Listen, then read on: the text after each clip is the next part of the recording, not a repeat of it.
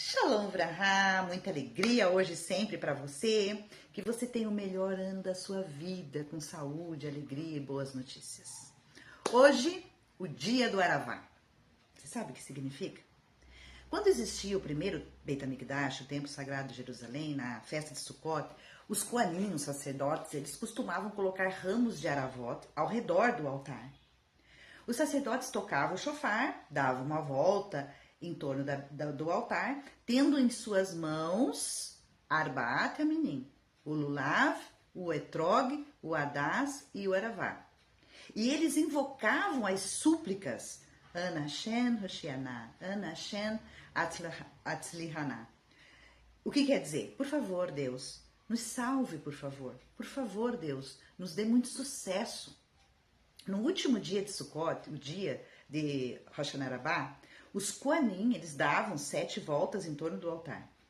Com a destruição do Beit HaMikdash, esse trabalho, ele cessou temporariamente. Então, após a construção do segundo Beit HaMikdash, ele voltou com mais intensidade.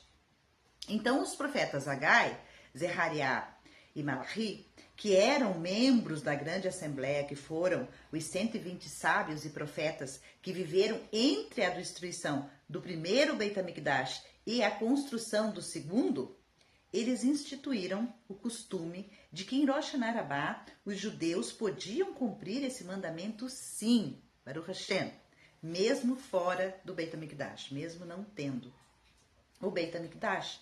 Depois da destruição do segundo Beit HaMikdash, nossos sábios, eles decretaram que como cada sinagoga e casa de estudo é um Mikdash Me'at, um Beit HaMikdash em miniatura, os trabalhos que eram realizados no Beit HaMikdash, nos 7 dias de Sukkot, seriam realizados então em todas as sinagogas e casas de estudo no mundo inteiro.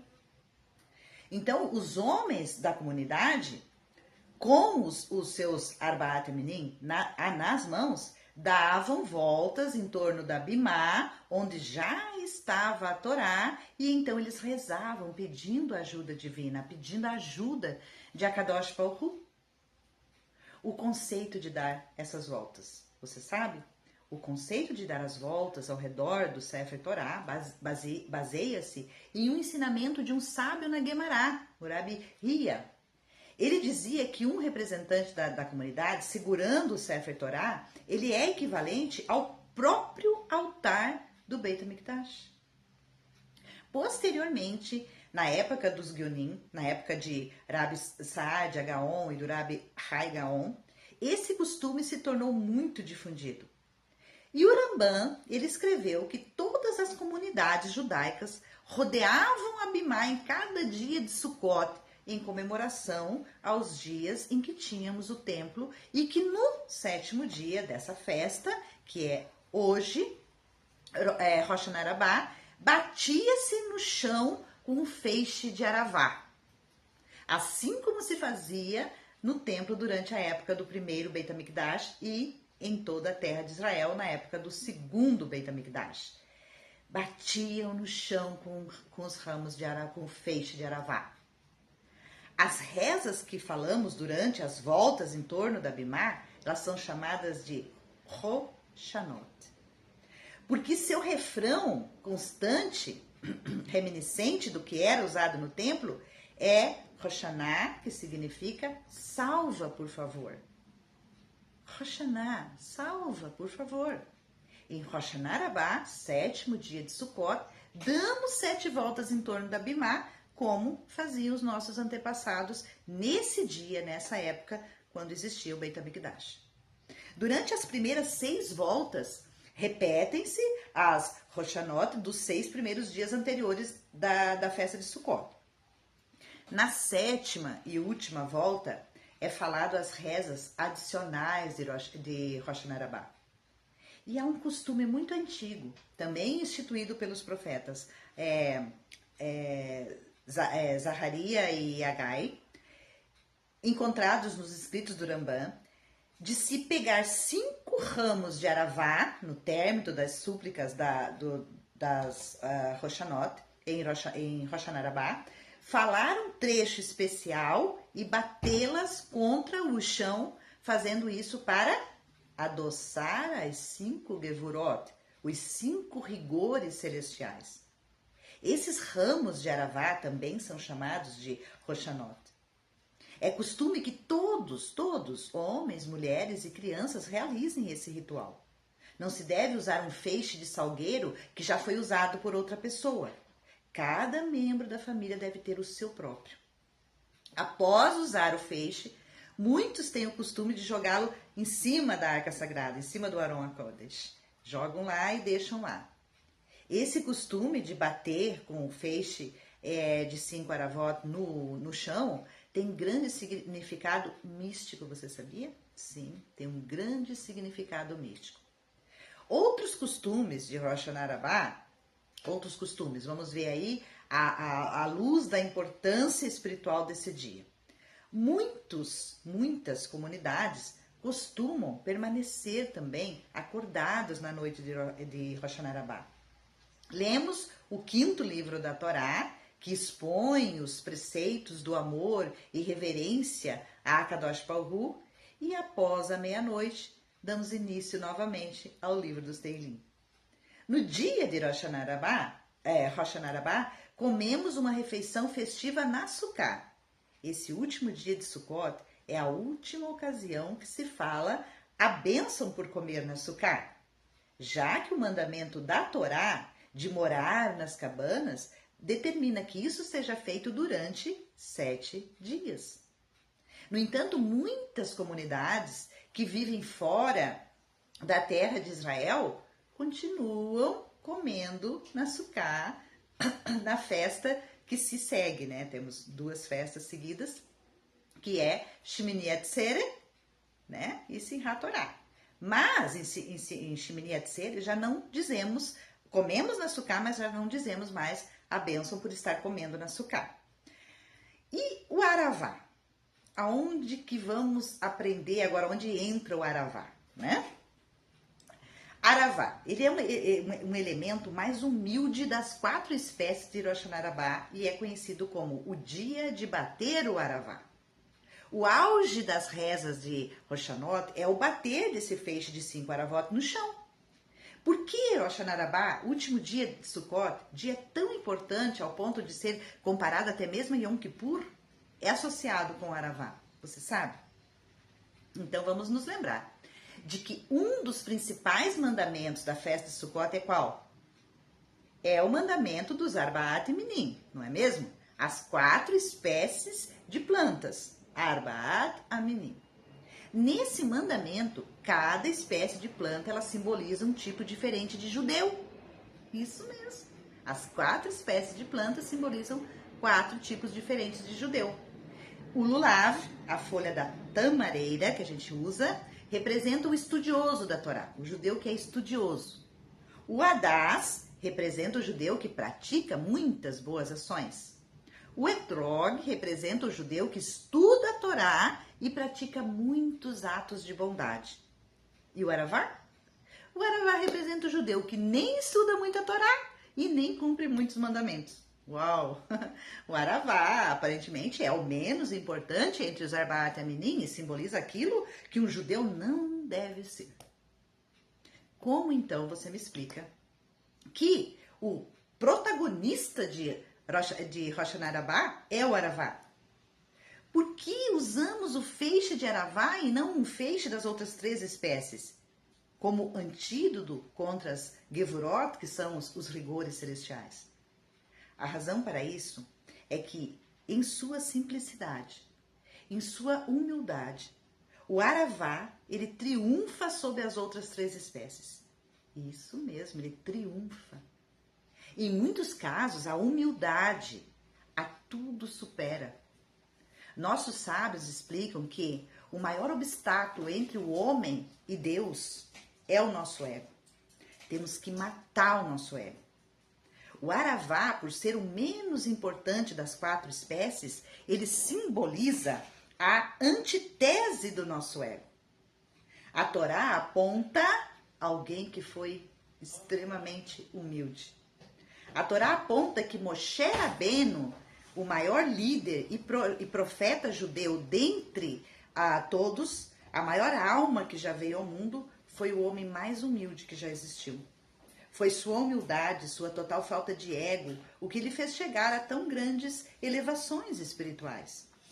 E ser escolhido por Akadosh Baruch Hu para conduzir uma nação, o povo judeu. Em Rosh Hashanah Rabbah, o feixe de Aravá, ele tem um papel central, porque ele simboliza a humildade, essa essência desse dia. Deus eleva aqueles que aperfeiçoam sua humildade pessoal. Ele eleva.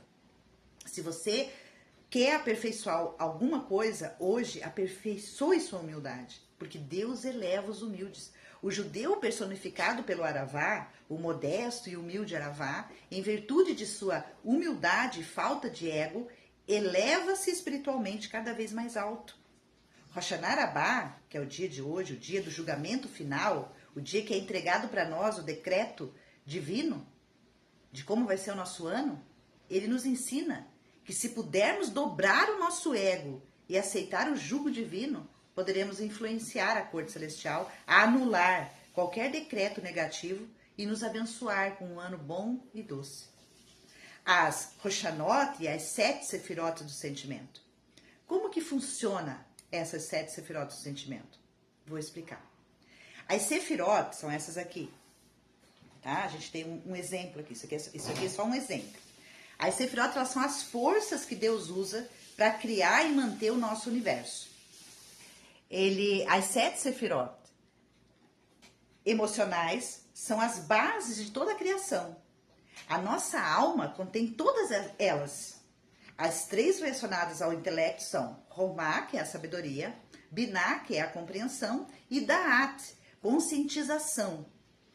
As 7 sefirot ligadas ao sentimento são Hesed, que se manifesta por meio da nossa bondade, generosidade, expansividade, Gevura, que se manifesta por meio da justiça, tá? Disciplina e restrição, Tiferet, que se manifesta por meio da beleza, equilíbrio e extrema bondade, Netzach, que se manifesta por meio da vitória, ambição e eternidade, Hod, que se manifesta por meio da nossa humildade, submissão, reconhecimento, e Esod, que se manifesta por meio da carisma, conectividade.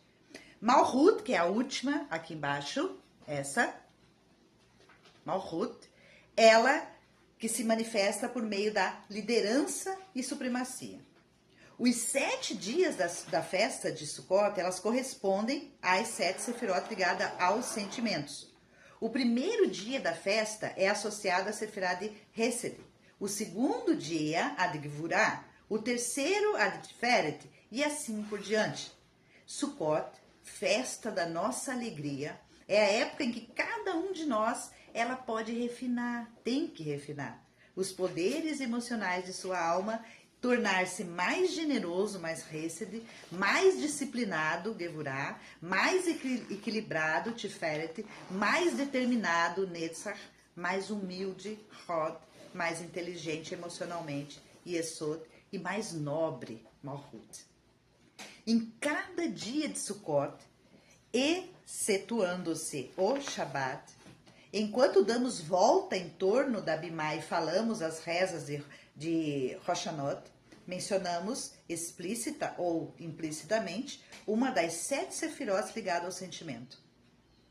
Em Rosh Hashanah Rabbah, último dos 7 dias de Sukkot, damos 7 voltas. Damos 7 voltas. Nas 6 primeiras repetimos as passagens ditas nos 6 primeiros dias da festa, que correspondem às 6 primeiras sefirot emocionais. Depois, rodeamos a Bimá novamente, uma 7ª vez, e falamos as passagens referentes, a Rosh Hashanah Rabbah, cujo tema é a 7ª e última delas, a Sefirá de Malhut. Essa daqui, a última.